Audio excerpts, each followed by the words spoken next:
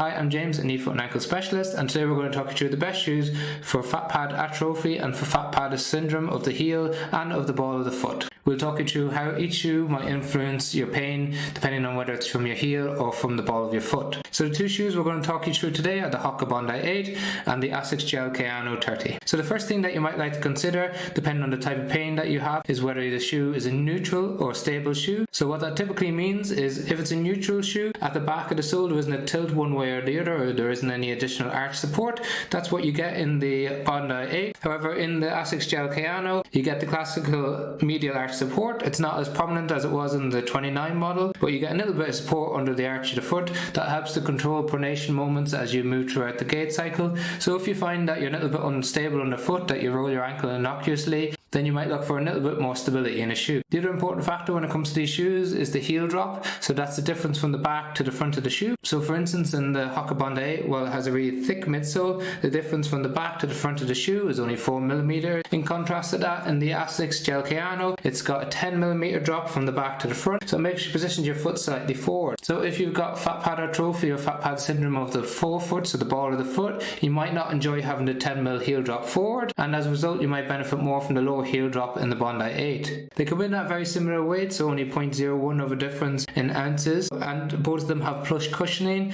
which is really favourable for Fat Pad Atrophy or Fat Pad syndrome, because that provides nice cushioning underneath the foot, helps to absorb the impact and vibration that you typically lose as a result of not having as much fatty cushioning underneath your foot. Or similarly, if you have Fat Pad syndrome, it just provides that extra little bit of cushioning for you. Both of them have a relatively wide toe box, especially in the newer version of the Asics Gel-Kayano.